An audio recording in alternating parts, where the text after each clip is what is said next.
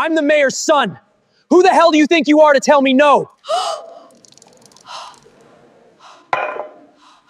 The morning had started like any other in Ridgefield Heights, a small city that liked to call itself a family town, though everyone who lived there long enough understood the family in question was just one. The Whitmore name hung over every street corner, every school ribbon cutting, every charity gala photograph in the local paper. Mayor Richard Whitmore had built a reputation as a man of unshakable integrity, a leader who shook every hand and remembered every name, and the cameras loved him for it. What the cameras never showed was the quiet machinery behind his smile, the contracts signed in back rooms, the favors traded like currency, the silence bought from anyone who might ask too many questions. Richard Whitmore had inherited the mayor's office the way some men inherit a family business, stepping into a chair his own father had once occupied, and treating the entire apparatus of city government as something closer to a household estate than a public trust. He had learned early that popularity could be manufactured with enough ribbon cuttings and enough smiling photographs beside struggling small business owners, and he had learned even earlier that real power lived somewhere else entirely, in the quiet rooms where contracts got signed and favors got remembered. For 16 years he had run Ridgefield Heights with a firm, friendly hand that most residents mistook for genuine leadership, never once suspecting how much of the city's money moved through channels no ordinary citizen would ever be shown. His son Ethan had grown up inside that machinery, and it had shaped him the way water shapes stone, except in reverse, wearing away anything soft until only entitlement remained. From childhood, Ethan had watched teachers soften their grading, coaches guarantee him a starting position, and police officers wave away speeding tickets with nothing more than a glance at his last name on his license. Nobody around him had ever found the courage to say no. And so by the time he reached adulthood, the word itself had become almost foreign to him, a rule that applied to other people in other families. Ethan was 26, handsome in the practiced way of someone who had never needed to earn anything, and famous around town for exactly one sentence, which he repeated so often it had become his personal anthem. "My father owns this city," he liked to say, usually right before doing something that made strangers wish he were joking. That morning, the cafe on Maple and Ninth was full of the usual crowd, retirees reading newspapers, students hunched over laptops, a barista humming along to the radio. Near the window sat a woman named Naomi Brooks, 34 years old, dressed in a plain gray sweater with her hair pulled back, a laptop open in front of her, and a single black coffee cooling by her elbow. Nobody in that cafe knew her name. Nobody knew what she did for a living. To the room, she was simply another woman working quietly in the corner, unremarkable, invisible in the way people become when the world has decided in advance what kind of attention they deserve. She had chosen that table on purpose.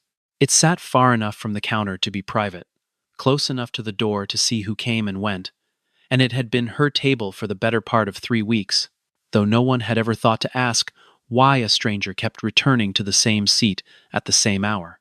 Naomi liked the light there. She liked that the window let her watch the street without being watched herself. What she was actually doing behind that laptop screen, no one in that room could have guessed, and that was exactly how she needed it to stay. She had grown up 2 counties over, the daughter of a schoolteacher and a postal worker, raised on the belief that quiet competence eventually outlasted loud arrogance, even when it didn't feel that way in the moment.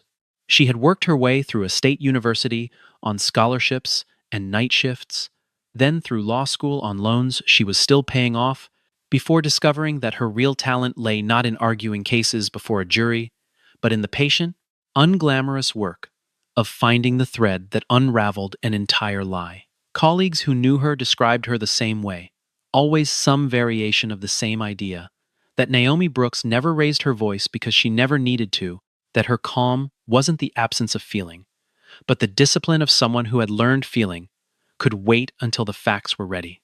The door opened, and the temperature of the room changed the way it does before a storm.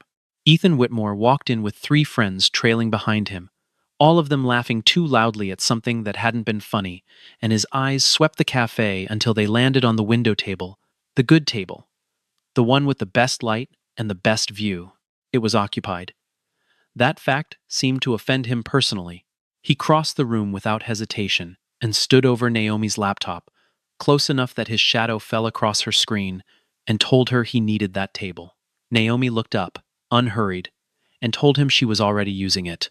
It was a simple sentence, delivered without heat, but Ethan's friends went quiet the way an audience goes quiet right before a scene turns ugly, because they had seen this look on his face before, and they knew what usually came next. Ethan laughed, short and sharp, and told her she was in the wrong neighborhood. He said people like her should know their place. And when Naomi didn't flinch, didn't apologize, didn't gather her things, and slink away the way he expected, something in his expression curdled into real anger. "Do you know who I am?" he asked, loud enough now that every head in the cafe had turned toward them, though most people quickly looked back down at their coffee, pretending not to see. Because pretending not to see was the safest thing a person could do in a town that belonged to one family. Naomi answered that she didn't, and that it didn't matter, because the table was still hers. That should have been the end of it. In any reasonable version of that morning, Ethan would have grumbled and found another seat, and the story would have ended before it began. But Ethan Whitmore had never learned what it meant to be told no, and the lesson he'd absorbed his entire life was that no was simply a word other people used until his last name reminded them otherwise. He reached down and shoved her laptop off the table.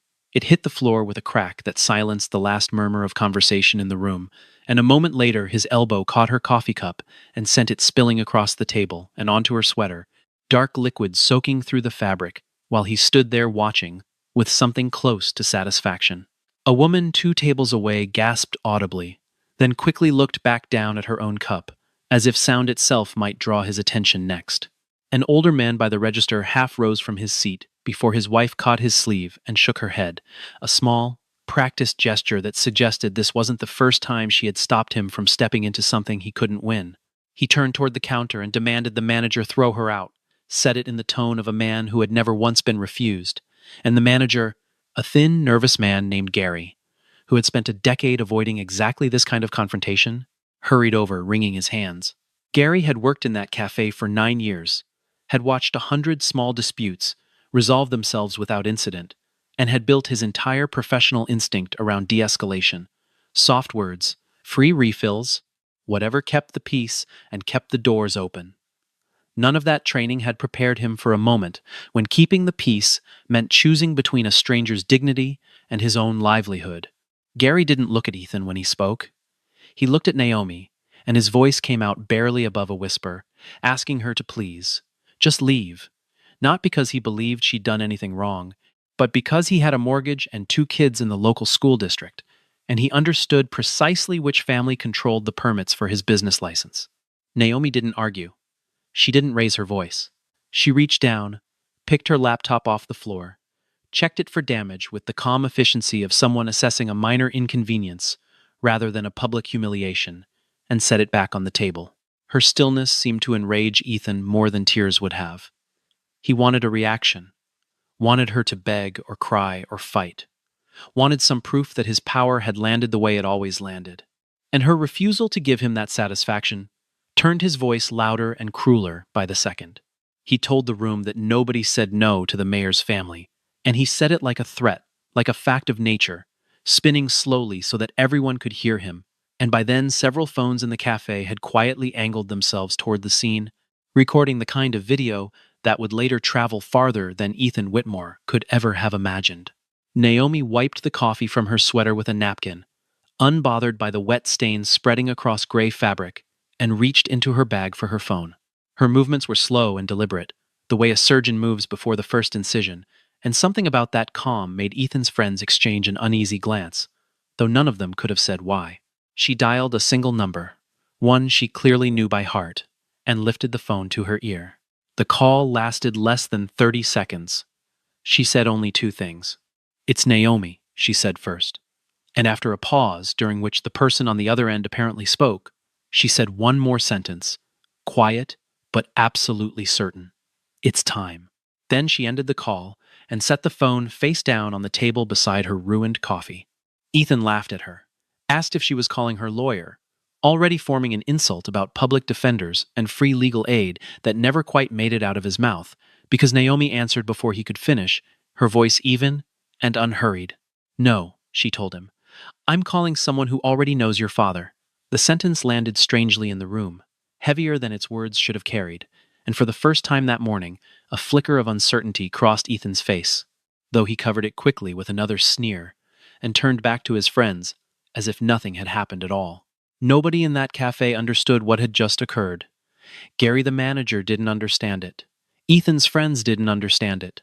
Ethan himself, riding high on the adrenaline of his own cruelty, understood it least of all. But high above the city, in an office most residents of Ridgefield Heights had never heard of, understanding was already in motion, because Naomi Brooks was not who any of them believed her to be, and the machinery she had just set into motion did not stop for apologies. For 11 months, Naomi had been working quietly, under a title that appeared on no business card, and that she never volunteered in casual conversation. She served as a senior investigator attached to the State Office of the Inspector General, a small division tasked with the unglamorous work of tracing corruption through the paperwork that powerful men assumed no one would ever read closely enough to understand. Her specialty was municipal contracts, the kind of infrastructure deals and vendor agreements that moved millions of dollars through city budgets while attracting almost no public scrutiny at all. The investigation into Ridgefield Heights had begun the way most of her investigations began, with a single anomaly that refused to make sense. A road resurfacing contract had gone to a company with no listed employees and no prior public projects at a price nearly double the regional average, and when Naomi pulled the thread, an entire tapestry of fraud began unspooling behind it. Shell companies registered to addresses that turned out to be empty lots. Bid processes rigged so thoroughly that competing companies withdrew before submitting real numbers, having learned through experience that Whitmore contracts were never actually open for competition. Wire transfers that looped through 3 accounts before landing, conveniently, in holdings connected to the mayor's closest allies. The deeper she dug, the more the pattern repeated itself across nearly every department in the city. A water treatment upgrade had been awarded to a firm owned by the mayor's college roommate, billed at triple the standard rate, and never fully completed. A downtown revitalization grant meant for small business support had instead funneled through a nonprofit whose only listed board member shared a last name with the city's finance director. Parking enforcement contracts, school maintenance budgets, even a modest fund earmarked for a community garden had all, in one way or another, been quietly diverted toward the same tight circle of names that kept surfacing no matter which department she examined. She had spent months building the case in near total secrecy, meeting sources in coffee shops and parking garages, cross-referencing bank records with permit filings, watching patterns emerge from what looked, to any untrained eye, like ordinary municipal bureaucracy. One source, a mid-level accountant, terrified of losing her pension, had agreed to meet only after dark, sliding a flash drive across a diner booth without ever making eye contact. Another, a retired contractor who had lost a bid he should have won fair and square, spoke to Naomi for 3 hours straight, finally relieved to have someone believe him after years of being dismissed as a sore loser. Ridgefield Heights had no idea an investigator was living quietly among them, taking the same table at the same cafe for 3 weeks because it happened to sit within sight of a diner where one of her most valuable sources liked to eat breakfast on Tuesdays, close enough to observe without ever needing to make contact in public. There had been setbacks along the way, moments when a promising lead dried up or a nervous witness backed out at the last minute, and more than once, Naomi had wondered whether the case would ever gather enough weight to move forward at all. Corruption this deeply rooted rarely fell on its own. It usually required a spark, some public moment loud enough to force everyone watching to finally take a side. And until that morning in the cafe, she had no idea that spark was about to arrive in the form of a spoiled young man who couldn't stand losing a table by the window. That morning had never been about coffee. It had been about watching, waiting, and confirming one final piece of information before she made the call that would set everything in motion. Ethan Whitmore, storming in and destroying her laptop and humiliating her in front of 30 strangers, had no idea he'd just handed her an audience for the very moment she'd been building toward for nearly a year. The call she made wasn't to a lawyer or a friend. It was to her supervisor at the Inspector General's office, confirming that the final piece of corroborating testimony had come through and that the operation to move against Mayor Whitmore could begin immediately, rather than waiting for the following week as originally planned. 20 minutes after Naomi hung up the phone, the first unmarked vehicle turned onto Maple Street, then a second, then three more, moving with the unhurried precision of people who had rehearsed this exact sequence many times before. State investigators stepped out first, followed by agents from the regional FBI field office, followed by two attorneys from the state prosecutor's office, carrying folders thick enough to require both hands. Word moved through the small downtown faster than any of them walked, and by the time the group reached the steps of City Hall, half of Ridgefield Heights already knew that something enormous was happening, even if nobody yet understood what. A young clerk inside City Hall watched the procession from a second-floor window and immediately texted her sister, who worked at the pharmacy across the street, and within the hour the news had rippled outward through a dozen small conversations, each one adding a new rumor to the last. Some said it was a bomb threat. Others swore it had something to do with the school board. By noon, a small crowd had gathered near the courthouse steps, simply to watch, drawn by the same instinct that pulls people toward flashing lights on a highway, unable to look away, even when they had no idea what they were looking at. Inside the building, staff members who had spent years quietly uneasy about certain budget decisions suddenly found themselves unable to meet each other's eyes, the unspoken understanding passing between them that whatever was coming had likely been a long time overdue. A few reached for their phones to call attorneys of their own, unsure yet whether they would need to. Others simply sat very still at their desks, waiting, the way people wait for weather they can already feel arriving. Inside the cafe, Ethan's bravado had started to crack the moment he saw the vehicles through the window. His friends, who had been laughing along with him 20 minutes earlier, suddenly discovered urgent reasons to be elsewhere, mumbling excuses and drifting toward the door one by one, until Ethan stood nearly alone at the counter, his phone buzzing uselessly in his pocket with calls he was too stunned to answer. Gary, the manager, watching the scene through the front window, finally recognized the woman he'd asked to leave his cafe less than half an hour earlier, and the color drained from his face so completely that a coworker asked if he needed to sit down.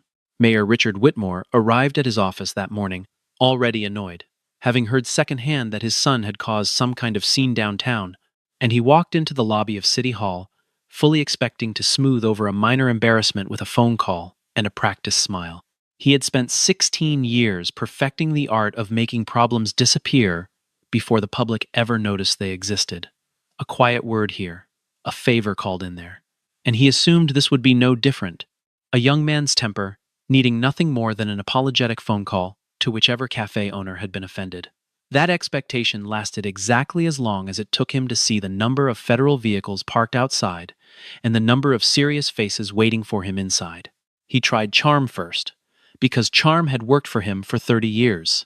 He greeted the investigators by name where he could, offered coffee, suggested they must be here about some misunderstanding regarding a permit or an oversight in paperwork, something his staff could clear up within the hour. His confidence held for almost 4 full minutes, right up until Naomi Brooks walked into the room, carrying a single slim folder that looked, to him, laughably insufficient for whatever this was supposed to be. It was not insufficient. Inside that folder were printed emails between the mayor and a construction firm owner discussing kickback percentages in language so casual it read like two old friends splitting a dinner bill. There were falsified contracts showing bids submitted by companies that had never actually existed outside a filing cabinet. There were bank statements tracing a shell account back to a beach property registered under his sister-in-law's maiden name. There was a sworn statement from a former city clerk who had spent 2 years terrified into silence and had finally agreed to talk once she learned a formal investigation was already underway and her cooperation would be protected. Whitmore's practiced smile faded by degrees as Naomi laid each document on the table in front of him, and somewhere around the 4th page, a fine sheen of sweat appeared along his hairline that no amount of composure could hide. He understood, with the sudden clarity of a man watching his entire life rearrange itself in real time, that this was not a misunderstanding, and that no phone call to any friend in any high place was going to make it disappear. Word of the investigation spread through the mayor's inner circle with the speed of a fire finding dry grass. Allies who had spent years benefiting from his favor began making phone calls of their own, not to defend him, but to distance themselves as quickly and cleanly as possible. A longtime aide, cornered by a local reporter outside City Hall, admitted quietly that people around the mayor had warned him for years that his arrangements were too brazen to last, admissions that would have been unthinkable 24 hours earlier, but now poured out with the relief of men who had been carrying a secret too heavy to hold any longer. Business owners who had quietly paid their way into city contracts began arriving at the prosecutor's office of their own accord, eager to trade information for leniency before someone else beat them to the same deal. One contractor, a heavy-set man who had built half the strip malls on the east side of town, sat across from investigators and unloaded nearly a decade of grievances in a single sitting, explaining in exhausted detail exactly how much he'd been forced to pay in unofficial fees just to keep his crews working.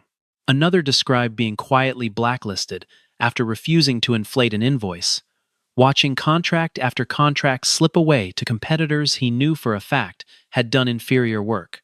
Each new statement corroborated the last, until the picture investigators had spent nearly a year assembling snapped into full, undeniable focus within a matter of hours.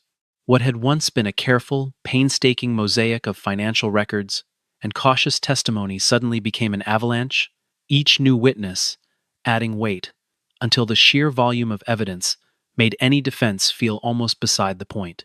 By early afternoon, television vans lined the block outside City Hall, reporters testing their microphones and rehearsing serious expressions in car mirrors.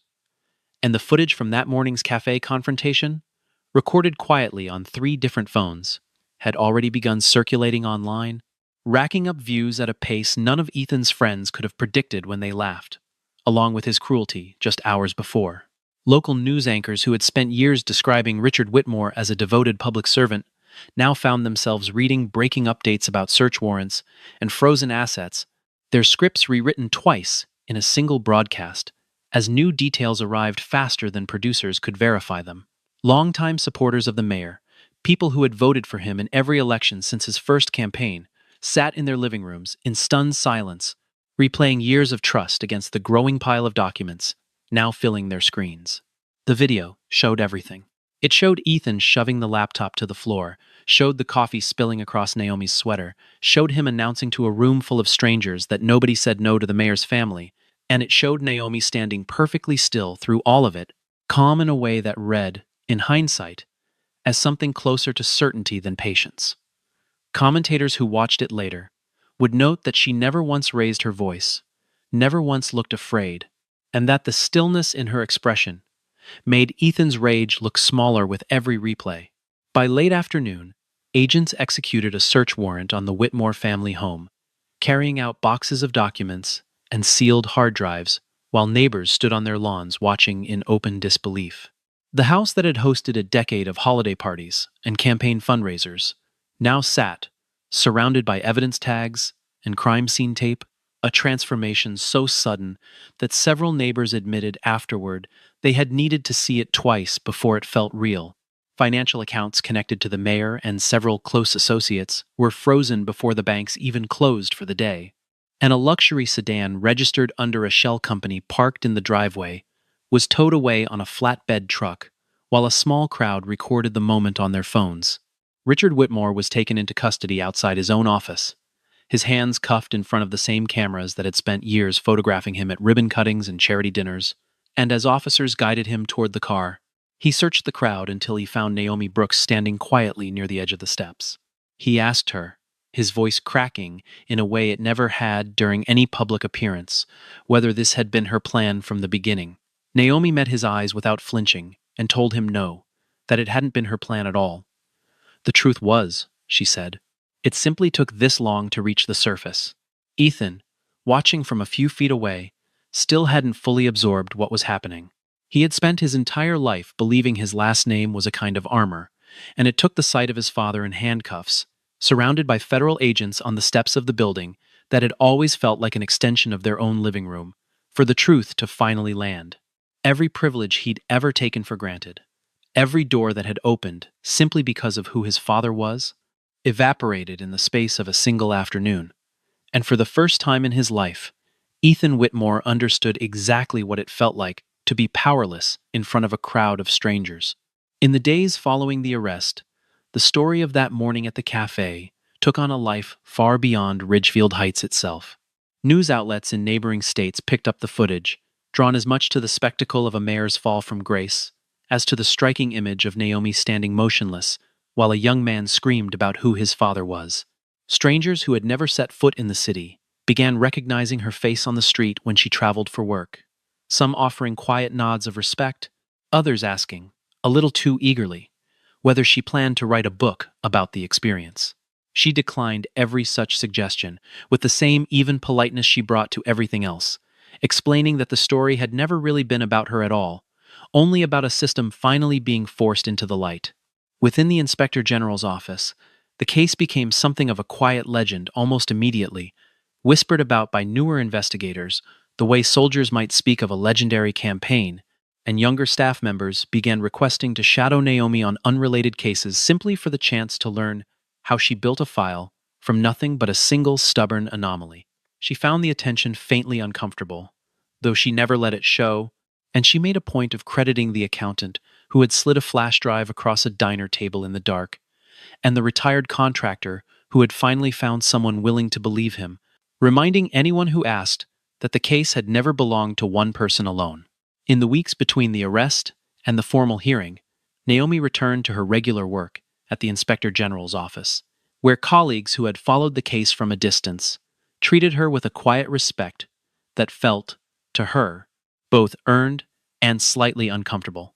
Her supervisor, a soft-spoken man named Harold Jennings, who had recruited her straight out of law school, told her privately that the Ridgefield Heights case would likely be studied for years as a model of patient, methodical investigation, though he suspected most people would only ever remember the video of a young man knocking a laptop to the floor. Naomi told him that was fine with her, that the video had simply been the door, and that doors mattered less than what waited on the other side of them. She spent several of those weeks preparing testimony of her own, organizing 18 months of research into a form clear enough for a jury unfamiliar with municipal finance to follow, without getting lost in the technical language that had defined most of her working life. She rehearsed answers with a young paralegal assigned to assist her, anticipating every angle a defense attorney might use to paint her methods as overreach or her timeline as coincidence. Nothing about the process felt triumphant to her. It felt, instead, like the final and most exacting stage of a job she had already been doing quietly for nearly a year and a half, one more careful step in a process that had never been about spectacle in the first place. The formal hearing took place 6 weeks later in a courtroom, too small for the number of people who wanted to attend. Evidence unfolded methodically over the course of several days, each document and testimony adding another layer to a portrait of corruption that had quietly siphoned money out of Ridgefield Heights for the better part of a decade. Residents who had once trusted every word from the mayor's office sat in stunned rows, listening to numbers that represented years of underfunded schools, delayed road repairs, and public services quietly starved so that private pockets could stay full. City employees who had been pressured into silence over the years finally found the courage to speak. A former finance officer described being threatened with termination after questioning an unusual invoice, only to watch the invoice get approved anyway, while she was quietly reassigned to a windowless office until she resigned.